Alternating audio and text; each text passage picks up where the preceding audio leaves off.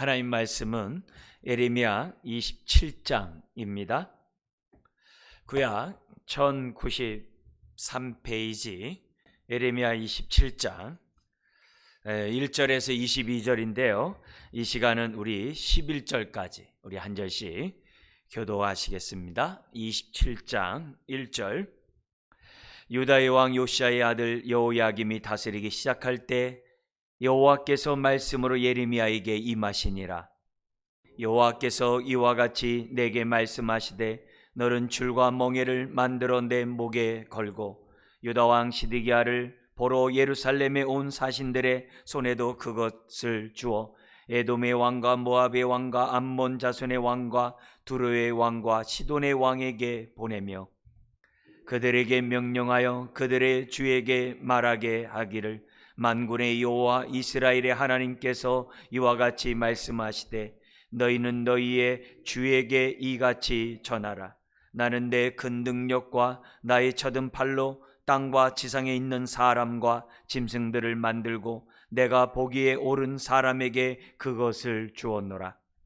이제 내가 이 모든 땅을 내 종 바벨론의 왕 느부갓네살의 손에 주고 또 들짐승들을 그에게 주어서 섬기게 하였나니 모든 나라가 그와 그의 아들과 손자를 그 땅에 기한이 이르기까지 섬기리라. 또한 많은 나라들과 큰 왕들이 그 자신을 섬기리라. 여호와의 말씀이니라. 바벨론의 왕 느부갓네살을 섬기지 아니하며 그 목으로 바벨론의 왕의 멍에를 매지 아니하는 백성과 나라는 내가 그들이 멸망하기까지 칼과 기근과 전염병으로 그 민족을 벌하리라. 너희는 너희 선지자나 복술가나 꿈꾸는 자나 술사나 요술자가 이르기를 너희가 바벨론의 왕을 섬기게 되지 아니하리라 하여도 너희는 듣지 말라. 그들은 너희에게 거짓을 예언하여 너희가 너희 땅에서 멀리 떠나게 하며 또 내가 너희를 몰아내게 하며 너희를 멸망하게 하느니라. 같이요. 그러나 그 목으로 바벨론의 왕의 멍에를 메고 그를 섬기는 나라는 내가 그들을 그 땅에 머물러 밭을 갈며 거기서 살게 하리라 하셨다 하라. 여호와의 말씀이니라 하시니라. 아멘. 오늘 이 27장의 이 말씀의 제목은 하나님의 인도와 뜻하심을 우리가 알아듣지 못했을 때 정말 어떻게 해야 하는가. 여러분, 하나님의 뜻을 알지 못하면 많은 문제를 야기할 수밖에 없습니다. 그리고 또한 문제를 해결할 능력이 없습니다. 그래서 우리가 정말 하나님의 인도와 그 뜻을 잘 알아들어야만 하는 거죠. 자, 그런 가운데 우리가 알아듣지 못할 때 우리가 정말 어떻게 해야 되는가? 이런 일을 우리가 맞이하지 않으면 어떻게 되는가? 우리 세 가지 교훈을 강의하는 따라 잠깐 보면은 우리가 하나님의 뜻과 하나님의 인도, 이것을 잘 분별하기 위해선 평소에 그 능력을 키워야 돼요. 그 능력이 뭐냐? 예배와 순종의 삶이에요. 예배와 순종의 삶을 평소에 살아야 됩니다. 왜냐? 그러면 우리는 회개할 때 회개할 수 있어요. 굳은 마음을 제하고 부드러운 마음을 평소에 저와 여러분들이 가질 수 있습니다. 그래서 평소에 우리가 예배와 순종의 삶을 사는 것이 무엇보다 중요하다. 두 번째는 평소에 내 생각보다는 하나님의 선하시고 기뻐하시고 온전한 뜻이 무엇인지 알고자 말씀 중심의 삶을 저와 여러분들이 살아야 돼요. 그렇게 되면 우리는 내가 듣고 싶은 말만 듣고자 하는 그 죄성에서 벗어날 수가 있어요. 사람들은 굳은 마음이 있는 상태로서는 하나님의 말씀을 다 보낼 수밖에 없어요. 그래서 평소에 우리가 하나님 중심, 내 생각보다도 하나님의 뜻이 무엇인지를 알고자 하는 그런 태도를 저와 여러분들이 가정합니다. 이런 수요 예배를 통해서 예레미야의 말씀을 우리가 듣는 것은 다른 게 아니죠. 내 중심보다는 하나님 말씀 중심. 그리고 이런 예배와 이런 순종의 삶을 통해서 우리가 회개할 때 빨리 회개하고 굳은 마음을 제할 수 있는 은혜가 이런 예배를 통해 있는 줄 압니다. 세 번째, 우리가 이 또한 교훈을 받아야 할 것이 뭐냐면 무조건 긍정적인 적극적인 사고방식, 긍정적인 그런 희망, 이런 것에 하나님이 나에게 좋은 걸 줄 거야, 잘해줄 거야, 이런 데서만 우리가 초점을 맞추는 것보다는 평소에 하나님과 친밀한 교제를 나누는 가운데 내 영적 상태를 잘 이렇게 직시하는 것이 중요해요. 그래서 회개할 때는 빨리 회개하고, 또 사랑하는 자에게 채찍을 때리시는 그런 하나님의 그런 마음과 뜻을 헤아릴 수 있는 저와 여러분들이 돼야지, 회개는 안 하고 자기는 바뀌지도 않으면서 자꾸 하나님이 나에게 잘해줄 거야, 이런 얘기들만 우리가 갖고 있다가는 하나님의 인도와 뜻을 알아듣지 못할 수 있어요.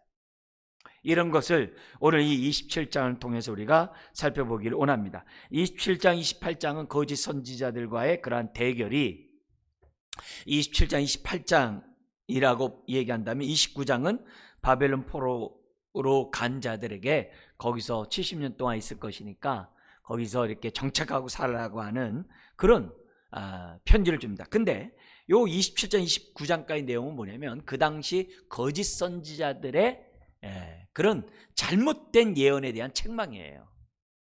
왜냐하면 많은 사람들이 예레미야의 예언보다는 거짓 선지자들의 말을 듣고 있었거든요. 바벨론 포로 끌려간 거 곧 돌아오리라. 그 성전 기물 곧 다시 본토로 돌아오리라. 그렇게 얘기를 하는 거예요. 2, 3년에 돌아올 거다. 염려하지 말라. 이렇게 얘기를 하는 거예요. 근데 70년이라고 그러거든요. 그러니까 사람들은 이처럼 듣고 싶은 말만 듣는다는 거예요. 그리고 사람들은 드디어 좋은 말 해주면 좋아한다는 거예요.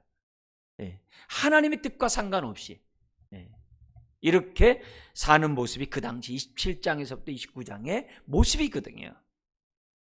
오늘 우리들이 이런 모습을 갖고 있다고 하다가는 하나님의 인도와 뜻을 우리가 알아듣질 못해요.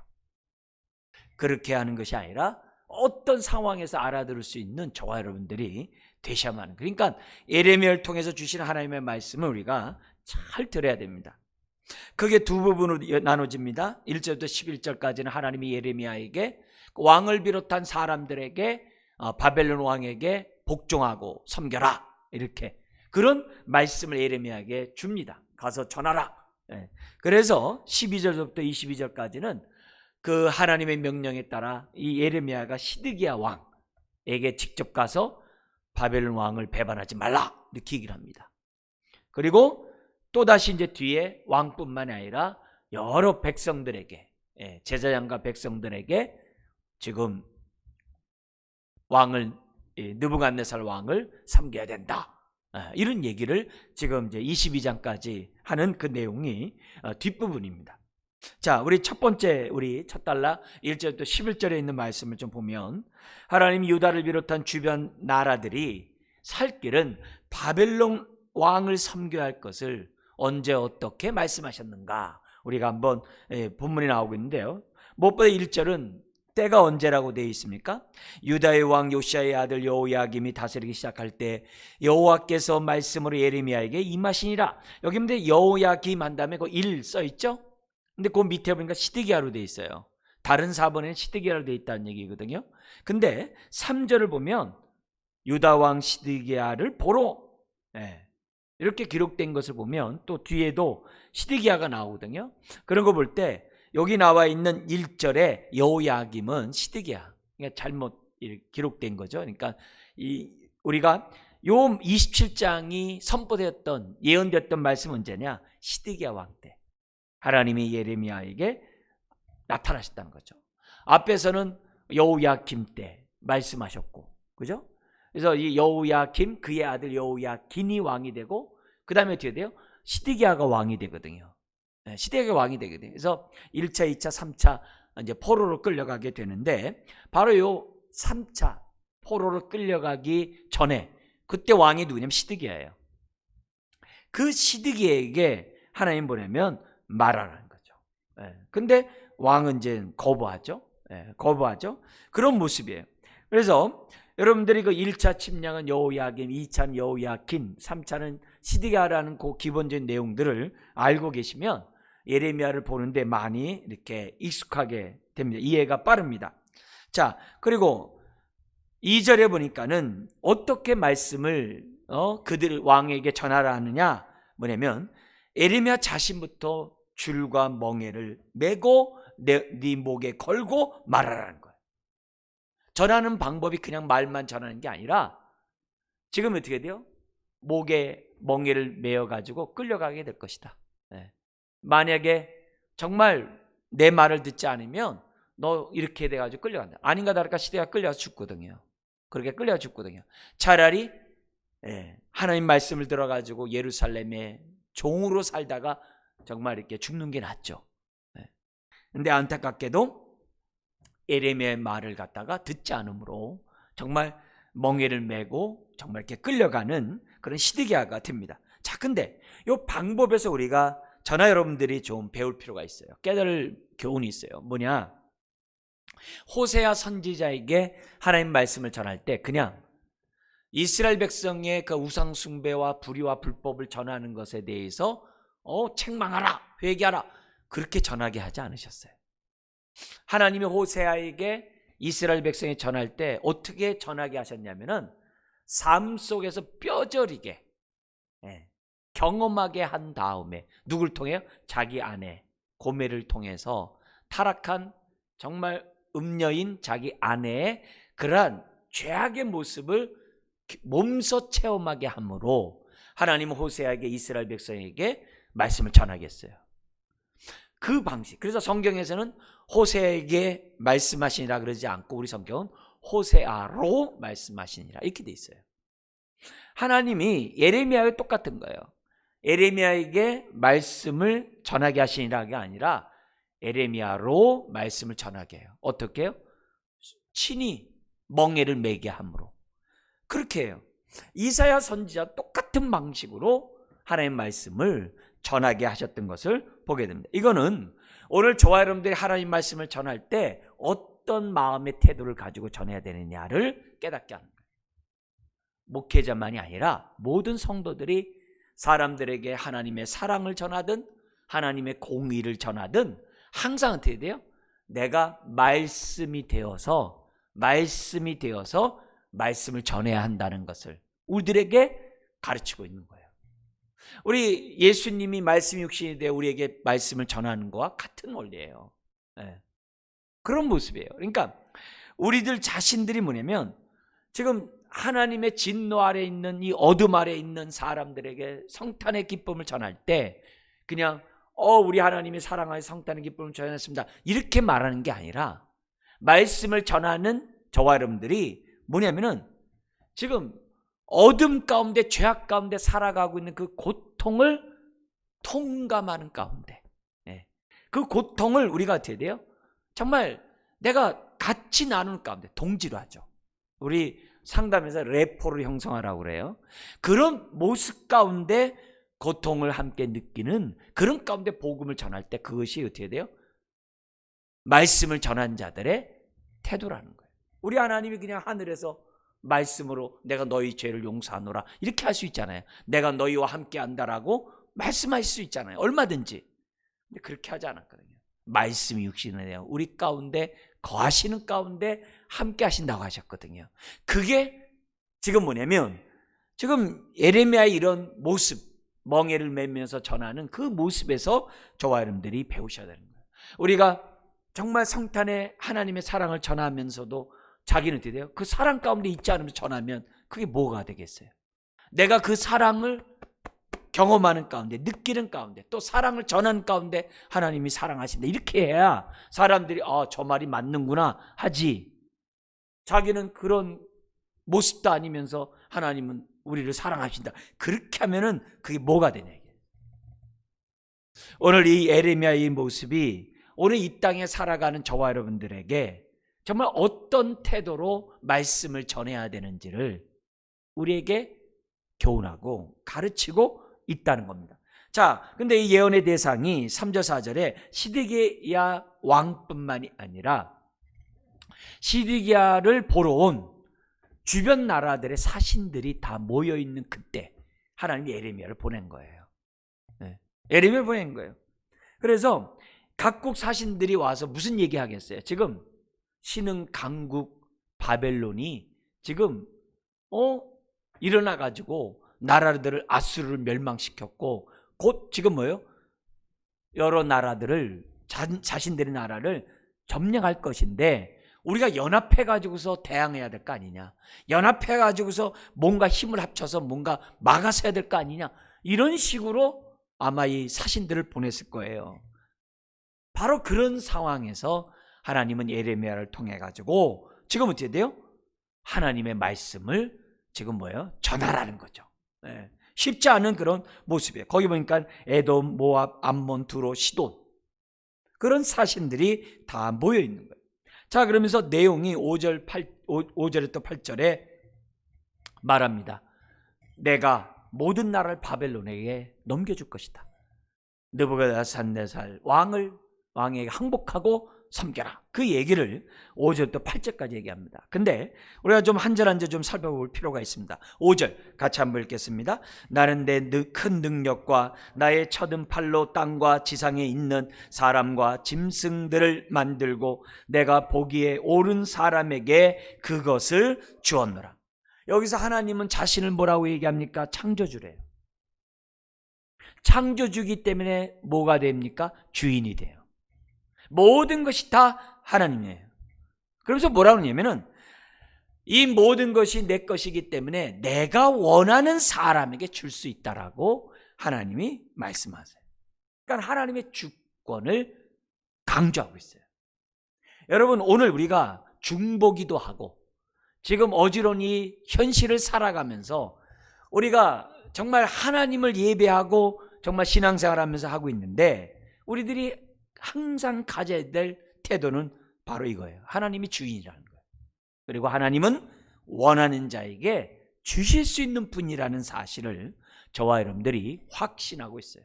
우리 한반도의 정세가 우리 열국 가운데 있다 할지라도 우리나라의 흥망성쇠는 하나님 손에 있는 거예요. 하나님이 주시면 막을 길이 없어요. 그러나 하나님이 지키시면 그들이 뺏어갈 수가 없어요. 거기에 대한 우리가 믿음을 가지고 이 나라 이 민족을 위해서 기도하는 것이고, 저와 여러분들이 어떻게 돼요?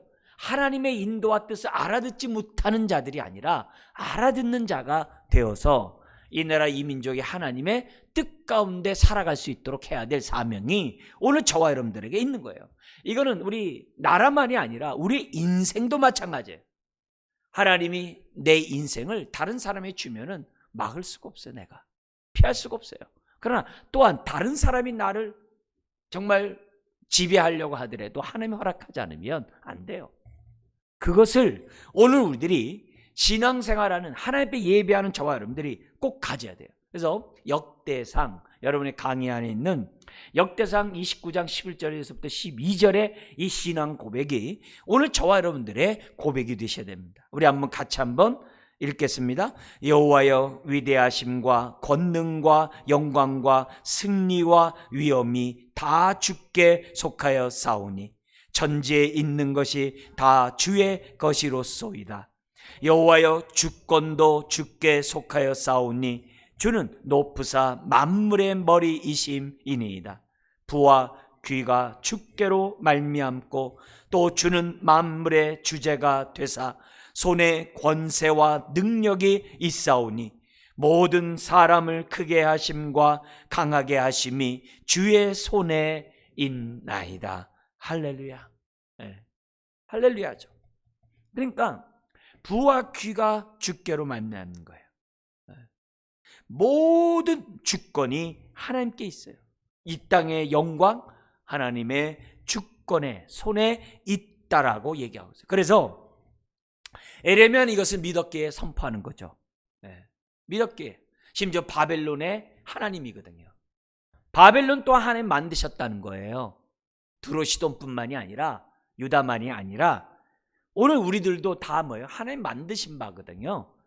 그렇기 때문에 오늘 우리가 정말 우리를 지으시고 만드신 하나님에 대한 우리가 분명한 신앙 고백을 우리가 하셔야만 합니다. 하나님은 주인이세요. 만물의 주인이세요. 그분이 원하는 사람에게 주실 수가 있다. 이 믿음을 저와 여러분들이 가지셔야 합니다.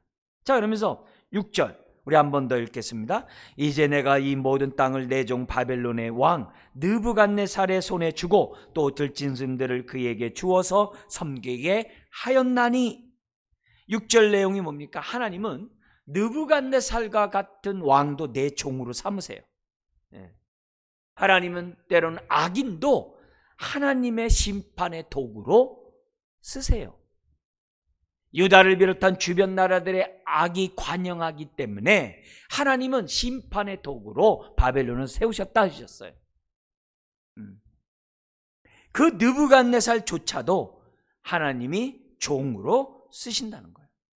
그러면 이런 것이 하나님의 뜻이라고 한다면 종으로 항복하고 섬기는 것이 하나님의 뜻이에요. 그런데 사람들은 이런 하나님의 뜻을 분별을 알아듣는 그런 모습이 없기 때문에 죄에 대한 심판으로서 하나님의 지금 다스림 속에 있기 때문에 회개는 하지 아니하고 사람들이 어떻게 돼요? 회개를 하지 않기 때문에 어떻게 돼요? 하나님 빨리 바벨론을 물리쳐 주세요. 빨리 이 우환이 떠나가게 해주세요. 빨리 이 병이 낫게 해주세요. 빨리 이 고통이 지금 나의 고통이 빨리 사라지게 해주세요. 이런 기도를 사람들이 할 수밖에 없다는 거죠. 오히려 우리는 어떻게 돼요? 원치 않은 일이 당할 때마다 기도해야 돼요. 하나님 왜 바벨론을 허락하셨어요? 왜 내 삶에 바벨론을 허락하셨어요? 하나님 내가 왜 이런 위기 속에 이런 어려움 속에 왜 갇혀야 하죠? 힘들 때마다 그거 빨리 없애주세요라고 하기보다는 왜 내가 바벨론에 침략을 당해야만 합니까? 내가 왜 이런 압제 속에 있어야 됩니까? 이걸 향한 하나님의 뜻, 하나님의 인도하심은 무엇입니까? 이렇게 물을 수 있는 사람이 되어야 되는데 마음이 굳어있고 들을 귀가 없으면 그런 기도를 안 하거든요. 그런 기도를 안 하거든요. 듣고 싶은 말만 들으려고 한다는 거예요. 하나님이 때로는 이해할 수 없는 방법 나를 치실 수 있어요. 나를 다스릴 수 있어요. 해필이면 바벨론이야. 나보다 더 못한 사람인데 그럴 수 있어요. 그러나 우리가 정말 들을 귀가 있다고 한다면 평소에 하나님의 이것을 향한 뜻이 뭘까? 우리들이 생각하지 않을 수가 없다는 거예요. 나보다 못한 사람을 통해 나를 다스리실 수도 얼마든지 있다는 사실을 잊어서는 안 됩니다. 자, 7절에 보면 심지어는 모든 나라가 그와 그의 아들과 손자들도 기한까지 섬겨한다라고 얘기를 해요. 왜냐하면 그 당시 거짓 선지자들은 2, 3년이면 다 돌아온다 그랬거든요. 그리고 예루살렘은 절대 망하지 않는다 그랬거든요. 왜? 하나님의 성전이 있기 때문에. 거짓 선지자가 그렇게 얘기해 줬거든요. 그런 모습에 지금 뭐야? 하나님이 70년을 너희들은 섬겨한다는 거예요. 지금 거짓 선지자의 말을 듣지 말라는 거예요. 하나님의 뜻이 이거라는 거예요. 근데 사람들은 항상 자기 편한 것을 취하게 돼 있거든요. 자기가 좋아하는 것을 붙잡게 돼 있거든요. 사람들은 넓은 길 가기 원하지 좁은 길 가기 원치 않거든요. 그런 의미에서 하나님은 분명하게 얘기하는 거예요. 너에게 70년이라 했다. 이런 얘기를 7절은 그러면서 8절에 만약 이것을 거절하면 그 다음 말이 무서워요. 그들이 멸망하기까지 칼과 기근과 전염병으로 벌하리라. 이게 삼지창인데 이게 얼마나 무서운지 몰라요. 이건 뭐냐면 죄에 대한 철저한 심판이에요. 죄에 대하여 철저히 다루겠다는 거예요. 그러면 죄를 철저히 다룬다는 말을 동전의 다른 면은 뭐예요? 하나님을 철저히 의지하고 경외할 때까지, 하나님만을 철저히 경외할 때까지 하나님이 죄를 무섭게 다루시겠다는 거예요. 그러니까 이 죄에 대한 철저한 심판은 반대로 하나님에 대한 철저한 그 경외함이 바로 거기에 있는 거예요. 그때까지 하나님이 어떻게 돼요? 하겠다는 거예요. 칼만 아니에요. 기근도 있고 전염병도. 지금 코로나19 이거 아무것도 아니잖아요. 인류의 역사를 보면 다 전염병의 역사잖아요.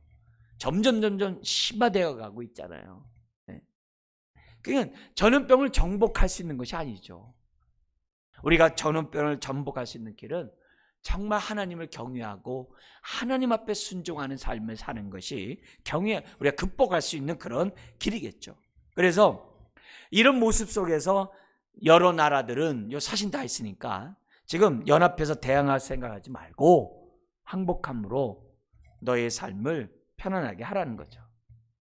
지금 하나님은 그들의 죄가 얼마나 관영했으면 그들이 감당하지 못할 바벨론의 세력을 통해서 심판한 얘기예요. 얼마나 죄가 컸으면 그렇게 생각해야죠. 지금 우리가 살아가는 이 시대는 이때보다 죄가 더하면 더하지 덜하지 않잖아요. 그렇다면 하나님이 마지막 때 하시는 그 심판은 얼마나 무서운지를 우리는 알아야죠. 그게 계시록이에요. 얼마나 무서운지를 우리에게 지금 예고하고 있거든요. 그렇다고 한다면 오늘 우리가 종말을 살아가는 그때 똑같은 어려운 일이 있을 때 우리가 어떻게 돼요? 예레미야의 말씀을 기억할 수 있는 저와 여러분들이 되어야 한다는 거예요. 그때 나도 모르는 사이에 그 당시 시드기야 왕과 그 당시 정말 거짓 선지자들의 말을 듣는 사람들처럼 내가 따라갔다가는 이건 큰일 난 일이거든요. 그런 식으로 내 가정이 이 민족이 이 공동체가 따라간다고 한다면 문제가 아닐 수가 없는 거거든요. 그래서 우리가 위기를 만났을 때 하나님의 인도와 뜻을 알아먹을 수 있는 정말 알아듣는 사람들이 될 수 있도록 평소에 우리가 준비하는 것이 너무 중요한 거예요. 우리들이 많은 시험들, 많은 낙심들, 또 많은 다툼들, 그게 다 뭐예요? 하나님의 인도와 뜻을 알아듣지 못했다는 거거든요. 그러니까 우리가 그렇게 행동하는 거거든요. 우리는 평소에 잘 알아들음으로 인해서 마지막 그 위기 때, 더구나 주님이 재림하는 그때는 대환란이 있잖아요. 그 대환란의 때 알아먹어야 되거든요. 어떻게 행동하는 것이 정말 내가 하나님의 인도를 구할 수 있는 삶인지를 정말 알아먹어야 되거든요. 그래야 되거든요. 그래서 위기 때 정말 하나님이 나와 함께함이 드러날 수 있는 저와 여러분들이 되도록 해야만 한다는 거예요. 그게 지금 예레미야를 통해서 정말 우리에게 주시는 메시지예요. 그러면서 9절부터 11절에 이렇게 얘기합니다. 하나님 말씀, 이 명령 외에 다른 거짓 선지의 말을 듣지 말고 항복하라는 거예요. 근데 죄성은 이런 데만 귀가 솔깃해요. 자기가 듣고 싶은 말만 들리는 것이 죄성의 능력이에요. 사탄의 역사죠. 그래서 9절에 보면 거짓 선지의 말을 듣지도 말래요. 요한복음 10장 10절에 보면은 사탄이 이 땅에 온 목적이 나와요. 예수님은 양으로 생명을 얻게 하고 더 풍성한 삶을 살게 하는 것이라고 한다면 사탄은 이 세상에 온 목적이 정확해요. 도둑질하고 죽이고 멸망시키는 거예요. 딴 거 없어요. 왜 거짓 선지자를 일으켰을까요? 왜 달콤한 말을 사람들에게 들려줬을까요? 딴 거 아니에요. 그를 멸망시키려고. 이걸 우리가 알아야 돼요. 거짓 선지자를 보낸 이유는 다른 거 없어요. 우리를 위해서요? 천만에요. 우리를 죽이려고 그런 거예요. 우리를 멸망시키려고. 그러니까 들을 걸 들어야 되는데 사탄의 음성을 듣는 거죠. 가룟 유다가 사탄의 음성을 듣고 예수를 팔아버린 거거든요. 하나님의 인도를, 뜻을 분별할 수가 없었던 거죠. 10절을 보십시오. 만약 하나님 말씀에 불순종하여 거짓 선지자의 말을 듣게 된다면은 너희들이 이 땅에서 다 쫓겨나와서 멸망당할 것이다. 언약의 축복을 얻지 못할 것이라는 거예요. 거짓 선지자의 목적은 자신도 모르게, 자신도 속고 있는 거예요. 사탄에게. 자신도 모르게 사탄의 종이 돼가지고 자기는 좋은 말 한다고 하지만 피차 망하게 하는 거예요. 직접적으로 오늘날 우리 젊은이들이나 사람들이 그렇게 점을 많이 친다고 그러잖아요. 또 아주 뭔가 저런 거 이렇게 놀이식으로 하지만 타로 같은 것도 많이 한다고 그러잖아요. 여러분, 그게 얼마나 무서운 행동인지를 알아야 되는데 그게 얼마나 그 인생을 멸망시키는 그걸로 끌고 가는 그런 정말 멍해인 줄을 알면 참 좋을 텐데 그러지 못해요. 네, 그러지 못해요. 얼마나 안타까운 줄 몰라요. 정말 그런 그 목에 멍에를 몰고 끌고 가는 거기서 흉한 결박을 풀어주는 저와 여러분들이 정말 돼야 되는 그런 삶을 살아야 되거든요. 네. 정말 이런 예레미야의 마음을 우리들이 가져야 되는 거죠. 그러면서 11절에 만약에 바벨론에게 항복하면 너희 고향 땅에서 그대로 살게 될 것이라는 거예요. 물론 목에 멍에를 메고 살지만 그래도 타향보다는 고향이 낫잖아요. 그죠? 그러나 죄는 이런 음성을 들을 귀를 닫아버리는 거예요. 성령의 음성을 듣지를 못하는 거예요. 육신의 소리만 듣도록 작동하게 되어 있는 거예요. 때로는 우리는 하나님의 인도와 뜻하심을 이해할 수 없을 때가 있죠. 우리는 오히려 기도를 열심히 해가지고서 하나님이 바벨론의 침략에서 막아주세요. 이렇게 기도하는 게 우리들이에요. 그리고 우리가 기도했을 때 하나님 요번만 하나님 막아주시고 요번만 정말 나를 구원해주면 저 잘 섬길게요. 이렇게 기도하는 게 우리들이에요. 하나님 이 문제 해결해 주면요 내 주변에서 하나님의 살아계심이 사람들이 보게 되고 그들도 우리처럼 나처럼 하나님 섬기게 될 거예요. 하나님 요때 한 번만 좀 응답해 주세요. 그렇게 하는 게 죄 많은 저와 여러분들이 하는 일상적인 기도예요. 그러나 중심을 보시는 하나님은 우리의 마음을 다 아세요. 그걸로는 내가 정말 바뀌지 않는다는 것을 알아요. 바뀌지 않는 가운데 복을 주면요 또 악을 더해요. 그건 기본으로 더 악을 범하게 돼 있어요. 요 정도까지는 괜찮은가 보다 이거 또 다른 죄를 더 깊이 범하는 게 사탄의 역사거든요. 그래서 우리 자신이 바뀌지 않으면 아무 소용이 없기 때문에 굳은 마음을 제하기 위해서 확실하게 그냥 두들겨 패는 거예요. 한순간에 우리나라도 있잖아요. 다리 몽둥이를 분지른다고. 그런 것처럼 한순간에 악소리 나도록 바꿔버려서 정신 차리게 한다는 거예요. 여러분 하나님이 우리를 다루시고자 하고 하나님의 뜻이 우리를 변화시키려고 근본적으로 하려고 하는데 그럼 우리가 맡겨야 되잖아요. 근데 시드기야를 비롯한 유다 사람들은 그러고 싶지가 않은 거예요. 하나님께 바벨론에 항복하라는 이 말을 받아들이기가 쉬운 게 아니에요. 그게 받아들인 게 아니에요. 분별할 수 있는 능력이 없는 거예요. 오히려 그 말씀에 순종해서 바벨론에게 항복하면 하나님의 말씀에 순종했기 때문에 함께 할 거 아니에요. 그러면 포로 생활하면서도 어떻게 돼요? 하나님이 돌보시고 인도하는 은혜가 있다는 거죠. 그래서 우리가 사업에 실패해도 그 안에서 행복할 수도 있어요. 병에 걸려도요 그 안에서 행복할 수 있어요. 내가 어려운 일 겪어도요 그 안에서 행복할 수도 있어요. 이게 참 역설적이에요. 그리고 거기서 빨리 내가 벗어날 수 있어요. 빨리 내가 정금같이 되어 나을 수 있어요. 하나님 우리들에게 유익되고 우리에게 좋은 것을 주기를 원하시는 분이시거든요. 그런 우리가 하나님, 그래서 우리가 내가 듣고 싶은 말 듣기 전에 내가 회개할 것은 없는지, 왜 하나님이 이것을 허락했는가, 하나님 도대체 내가 하나님 앞에서 아직 미처 회개하지 못한, 또 내가 버리겠다 버리게 하면서 아직 버리지 못한 죄악은 뭔지, 이런 것들을 저와 여러분들이 생각하고 빨리 벗어나려고 하지 말고 하나님의 다루시는 그 은혜 가운데, 변화된 가운데 정금같이 나와야 하는 것이 우리들이에요. 여러분, 사람은 하나님께 순종하지 않으면 사탄에게 복종할 수밖에 없어요. 바벨론에게 복종할 수밖에 없는 게 우리들이에요. 그래서 하나님께 복종하는 게 100번 난 거예요. 그래야 바벨론에게 복종하지 않는 거예요. 오늘 우리가 이처럼 예배하고 하나님 말씀에 순종하는 이유가 뭐예요? 바벨론에게 복종 안 하려고 그러는 거거든요. 사탄에게 복종하지 않으려고 하는 거거든요. 그래서 우리들이 정말 내 안의 모습들을 잘 보고 나는 지금 누구에게 속해 있는가 한번 우리들이 점검하고, 생수의 근원이신 하나님을 떠나서 스스로 생수롭고자 행동하면 안 돼요. 안 돼요.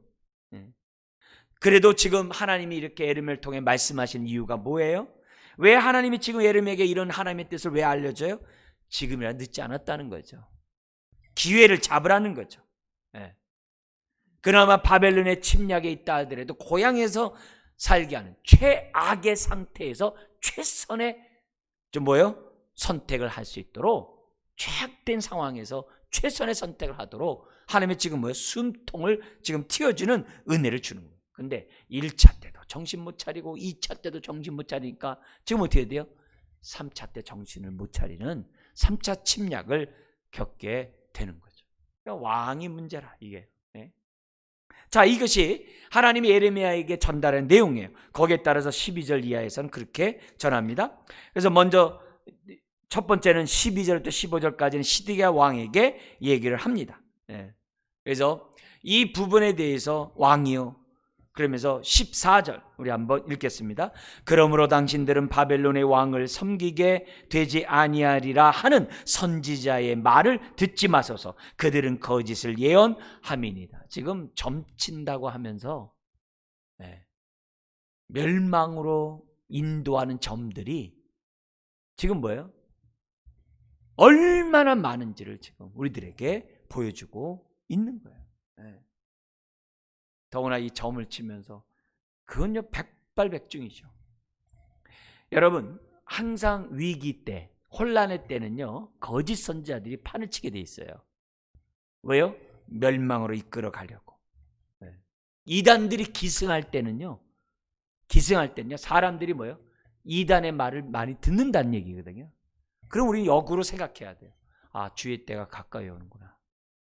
지금 우리나라에 얼마나 많은 이단들이 기승하고 버젓이 지금 교회 노릇하는 게 얼마나 많은지 몰라요.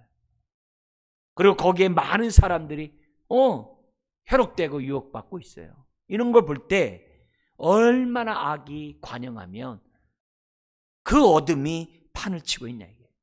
우리 예수님도 종말의 징조로서 그것을 얘기했어요. 우리는 슬기로운 다섯처녀처럼 깨어 있어야 돼요.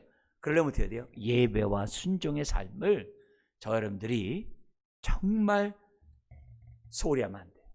예배와 순종의 삶을 살아야 돼요. 그러면 시대를 분별하게 되고 하나님의 음성을 들을 귀가 열리게 될 줄 믿습니다. 이게 평소에 우리가 이런 것들을 하는 것이 중요해요. 이런 예배들이 너무너무 중요해요. 자, 그러면서 15절에 이렇게 얘기합니다. 같이 한번 읽겠습니다. 이는 여호와의 말씀이니라. 내가 그들을 보내지 아니하였거늘 그들이 내 이름으로 거짓을 예언하니 내가 너희를 몰아내리니 너희와 너희에게 예언하는 선지자들이 멸망하리라. 이 똑같은 메시지가 에스겔 16장에도 나와요. 에스겔은 포로로 끌려간 가운데 선지자로 부름받은 사람이죠. 그 에스겔 선지자가 너무 기가 막힌 게 뭐냐면은 그렇게 끌려왔음에도 정신 차리지 못하고 거짓 선지자들이 막 활개를 치고 있는 거예요. 사람들이 거짓 선지자의 말을 막 듣는 거예요. 그게 에스겔에서도 많이 나오거든요. 지금 예레미야 똑같은 거예요. 여러분, 이 거짓 선지자 특징은 다른 거 없어요. 사람들이 듣고 싶은 말만 듣게 해서 사람들을 유혹한다는 것을 잊어서는 안 돼요. 이게 기본적인 첫 번째 그들의 술수예요. 두 번째는 뭐냐면 두려워하는 자를 더욱 두려워해가지고 자기 종으로 삼는다는 거예요. 그리고 세 번째는 탐욕의 종이기 때문에 어떻게 돼요? 돈을 뺏어간다는 거예요. 그게 유다서에서도 나오는 얘기예요. 유다서에서도 이 거짓 선지자의 핵심은 뭐냐면 주대심을 부인하고 돈을 사랑하고 정욕적인 사람이라고 딱 세 가지를 얘기를 해요. 지금 거짓 선지자들의 이런 모습들을 보면서 우리들이 정말 분별해야 돼요. 여러분, 입에 쓴 게 몸에 좋다고 그러잖아요. 그잖아요? 영적인 것도 똑같아요. 너무 좋은 말만 하면은 경계를 해야 돼요. 우리 스스로가 단 것을 경계하듯이 그런 말들은 경계해야 돼요. 우리가 씹기 힘든 딱딱한 음식을 먹는 훈련들을 해야 돼요. 그래야 마지막 때에 살아남을 수가 있어요. 하나님의 인도를 받을 수가 있다는 겁니다. 자, 그 다음에 두 번째는 16절부터 22절 제사장과 백성들에게 직접 전합니다.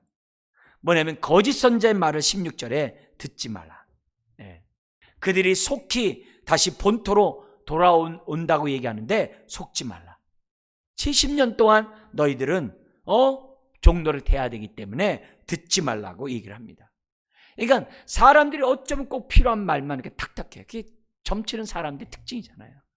아주 그냥 쪽집게식으로 지금까지 살아온 삶에 대해서 탁탁탁탁 예언하잖아요. 이게 마치잖아요. 그러면 어떻게 돼요? 저 사람 진짜인가 보다. 그러면 어떻게 돼요? 앞으로 나의 미래에 대해서 말한 것도 진짜일 거다. 그래서 어떻게 돼요? 거기에 탁 낚싯바늘 깨는 거예요. 네. 오히려 나의 지난 날을 마치면 어떻게 돼요? 내가 귀신의 종으로 지금까지 살았구나. 이렇게 생각하면 참 좋을 텐데. 물론 가지도 않지만. 네. 내 모습이 그만큼 내가 죄악된 삶을 살았구나. 이렇게 하면 참 좋을 텐데 그런 분별 능력이 없는 거죠. 그러니까 거기 가서 자기가 뭐냐면 그 점을 치려고 하는 거죠. 오늘 우리가 예배하며 말씀을 묵상하는 가운데 분별하는 능력을 가져야 됩니다. 그러면서 17절에 너희가 바벨론 왕을 섬겨라. 그러면 사는데 어찌하여 이 성을 갖다가 황무하게 하도록 너희들은 내 말을 듣지 않느냐. 하나님의 말을 왜 듣지 않느냐. 그게 17절이에요. 그러면서 18절 우리 한번 읽겠습니다. 만일 그들이 선지자이고 여호와의 말씀을 가지고 있다면 그들이 여호와의 성전에와 유다의 왕의 궁전에와 예루살렘에 남아있는 기구를 바벨론으로 옮겨가지 못하도록 만군의 여호와께 구하여야 할 것이니라. 근데 그렇지 않다는 거죠. 그래서 우리가 힘들고 어려울 때일수록 예배와 순종의 이 기본의 삶을 어떻게 하든지 간에 살아야 돼. 그래야 남은 것까지도 지킬 수 있어요. 남은 것까지 빼앗기면 안 되거든요. 그러면서 19절 20절에 아직 남아있는 것들에 대해서 지금 뭐예요? 말합니다. 이거 1차 2차 포로 때 가져가지 않고 남은 거다. 19절 20절에 얘기한 다음에 너희들이 하나님의 말씀을 듣지 않으니까 3차 포로를 통해서 다 빼앗기리라는 거예요. 그런데 빼앗기는 것이 아니라 하나님이 뭐라고 그랬어요? 앞에서요? 모든 것을 내가 내가 만들었기 때문에 내가 옳은 사람에 줄 수 있다라고 얘기했잖아요. 그러니까 뭐냐면 그 남아있는 성전 기구뿐만 아니라 왕국에 있는 모든 금은보화를 다 가져가요. 하나님이 주신 거예요. 그런데 여기에 하나님의 또한 모든 걸 통치하시는 하나님의 손길이 있어요. 그게 뭐냐면 21절 22절에 같이 한번 읽겠습니다. 만군의 여호와 이스라엘 하나님께서 여호와의 성전과 유다의 왕의 궁전과 예루살렘에 남아있는 그 기구에 대하여 이와 같이 말씀하셨느니라. 그것들이 바벨론으로 옮겨지고 내가 그것들을 돌보는 날까지 거기에 있을 것이니라. 그 후에 내가 그것을 올려와 이곳에 그것들을 되돌려 두리라. 여호와의 말씀이라. 할렐루야. 그래서 나중에 1차, 2차, 3차 귀환 때 그 메데바사 제국의 왕이 뭐예요? 성전 기구뿐만이 아니라 여비뿐만이 아니라 성전을 질 수 있는 그러한 여비뿐만이 아니라 여러 가지 경비들을 갖다가 다 주세요. 돌려보내주세요. 감사하죠. 출애굽할 때도 금은보화 갖고 나와서 40년 동안 살게 하셨다 하나님이 바벨론에서 다시 나오게 하실 때 어떻게 돼요? 다 뭐예요? 이런 것도 다시 다 갖고 와가지고 예루살렘 성을 짓고 성벽을 세우고 성전을 세울 수 있는 그런 재원들을 다 주는 거예요. 할렐루야죠. 할렐루야죠. 뭐예요? 모든 것이 하나님의 손 안에 있다는 거예요. 줄 뿐만이 아니라 되돌려 놓으시는 그런 하나님. 그걸 우리들에게 보여줘요. 아무리 바벨론의 탐욕의 나라라 할지라도 하나님이 허락하지 않으면 안 되는 거예요. 되돌려 놓을 수밖에 없게 하시는 분이 하나님이세요. 저는 요엘서 우리 요번에 12월 달 콰이어타임 본문이 요엘서하고 미가서잖아요. 그래서 제가 이제 크리스마스 때도 미가서들 이제 나눌 거고 어쨌든 미가서의 말씀을 나눌 텐데요. 그러니까 그 요엘서 미가서가 정말 이 구약의 아주 복음서거든요. 정말 우리가 너무나도 소중한 그 말씀이 이제 12월 달에 우리가 사실 묵상하고 있어요. 근데 저는 이 요엘서의 말씀 가운데 이 구절을 참 좋아해요. 뭐냐면 내가 잃어버렸던, 내가 재앙을 만났던, 거기 보면 온갖 재앙 다 만나거든요. 다 만나가지고 모든 것이 다 망하고 다 없어요. 메뚜기 떼가 와서 다 쓸어가 버렸기 때문에. 근데 하나님이 뭐냐면 다 빼앗기고 잃어버렸던 횟수대로 하나님이 다시 갚아주리라. 저 얼마나 할렐루야인지 몰라요. 우리가 이런 얘기 하잖아요. 내 청춘을 돌려도 뭐 이런 얘기 하잖아요.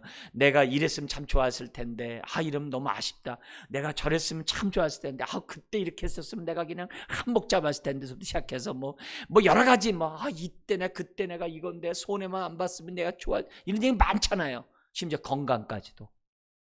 여러분, 우리가 하나님을 경외하고 하나님 말씀에 순종하면서 우리가 이 어지러운 시대 속에 살아가면 하나님은 되돌려 놓으세요. 하나님은 잃어버린 횟수대로 갚으시는 하나님이신 줄 믿습니다. 지금 오늘 그 얘기를 하는 거예요. 하나님이 주인이세요. 내 인생도 핏값으로 산 주의 것이에요. 주의 것이기 때문에 가장 아름답게 우리를 빚어가실 거예요. 복되게 하실 거예요. 괜히 우리가 하나님의 인도와 하나님의 뜻하심 알아듣지 못해가지고서 스스로 막 그냥 가시밭길, 스스로 그냥 음침한 그런 길로 우리가 들어서지 말고 정말 하나님의 인도 속에서 우리가 정말 가시밭의 백합화의 축복들을 저와 여러분들이 누려야만 하는 거죠. 그래서 오늘 나이가 지금 겪고 있는 이 환경에서 지금 하나님이 지금 나에게 이런 어려운 환경을 줬어요. 여러 가지 상황을 줬어요. 힘든 그러한 조건일 수 있고 병에 걸릴 수도 있어요. 이런 상황이 있을 때 우리가 내가 가져야 될 태도가 뭐냐, 이거 빨리 없애주세요 라고 기도하는 것이 맞는가? 아니면 내가 지금 변해야 되고 바뀌어야 될 것이 뭔지 알게 해주세요. 어떤 게 옳으냐, 이게. 이런 환경을 하나님이 허락하셨을 때 우리는 무조건 좋은 환경 이런 것만 구하지 말고 오히려 나를 다루시기에 적합한 환경이기 때문에 허락하셨는데, 하나님, 내가 여기서 어떻게 행동하는 것이 하나님이 기뻐하는 일인지 알게 해주세요. 하나님은 자신의 이름의 명예를 정말 먹칠을 다 당하면서까지 백성을 다루시고자 포로로 끌려가게 하시잖아요. 우리 하나님은 그 이름의 거룩함을 회복하기를 원하시는 분이기 때문에 다시 본토로 돌아오게 하신다 그랬잖아요. 그러면 내 인생을 다시 회복시키고 다시 되돌려 놓는 것은 하나님의 거룩한 이름을 위해서도 반드시 있을 일이거든요. 반드시 있을 일이거든요. 그렇다면 그 날을 빨리 우리가 드디어 앞당겨야죠. 예배와 순종의 평소의 삶을 삶으로 깨어 있어야만 한다는 거죠. 그러면 동시에 죄성이 있는 곳에 거짓 예언이 난무하게 돼 있어요. 여러분, 우리 자녀들을 키울 때 기저귀를 이렇게 벗겨가지고 키울 때가 있잖아요. 그러면 기저귀를 벗겨가지고서 애가 이렇게 큰 걸 갖다 방에 쌀 때가 있잖아요. 그러면 그걸 갖다 어떻게 돼요? 친단 말이에요. 그러면 기가 막히게 파리가 와서 거기가 딱 앉거든요. 그잖아요. 기가 막히게 그 자리에 딱 앉잖아요. 모기 보세요. 아니, 이 살 많은데 사람도 찾기 힘든 그 힘줄에 자기 침을 딱 꽂잖아요. 아직 모기 와서 딱 찼잖아요. 사탄이 똑같아요. 우리의 마음이 어떤 상태인지 너무 잘 알아가지고 어떤 말을 하면 내가 혹하는지 잘 알아가지고 그 말을 탁 주는 거거든요. 그렇기 때문에 내가 어려운 일을 만났을 때 자꾸 듣고 싶은 말만 들으려고 하지 말고 하나님의 음성을 들을 수 있는, 분별할 수 있는 저와 여러분들이 되셔야만 한다는 거죠. 우리가 힘든 세상 살아갈 때마다 위로와 안전, 이런 소망의 말을 제일 듣고 싶어요. 그래서 작은 위로도 사람이 그냥 껍벅 죽어요. 작은 위로만 받아도 막 그냥 그 사람 앞에 내 삶을 막 다 그냥 다 신뢰감을 다 보내요. 정말 우리들은 조심해야 되고, 정말 우리들이 그 순간에 우리 모든 것을 회복하고 되돌려 놓으시는 그 하나님을 우리가 의지하면서 우리들이 살아야지. 자칫 잘못하면 복음도 한쪽만 치우치면 안 되잖아요. 듣고 싶은 말만 들으면 안 되잖아요. 하나님의 사랑과 공의를 다 들어야 되잖아요. 그런 모습을 우리들이 가져야 돼요. 그래서 결론적으로 우리가 하나님의 인도와 뜻을 정말 알아듣기 위해서는 다른 거 없어요. 평소에 예배와 순종의 삶을 정말 기본적으로 우리가 하고 있어야 돼요. 그래서 틈틈이 회개하고 틈틈이 굳은 마음을 제어해야 되는 저와 여러분들이 돼야 돼요. 그래야 하나님의 음성을 우리가 분별하게 돼요. 거짓 선지자의 말을 분별하게 돼요. 성령의 음성을 듣게 돼요. 듣고 싶은 말만 듣는 게 아니라 하나님의 세미한 음성까지도 들을 수 있는 저와 여러분들이 돼야 돼요.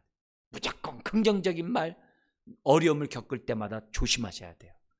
무조건 좋은 말, 내가 힘들 때일수록 조심하셔야 돼요. 오히려 우리는 성령님이 나에게 뭐라고 말씀하시는가 잘 듣고 정신 바짝 차리고 정말 모든 것을 되돌려 놓으시는 이 축복을 누리시기를 주의 이름으로 축원드립니다. 기도하겠습니다.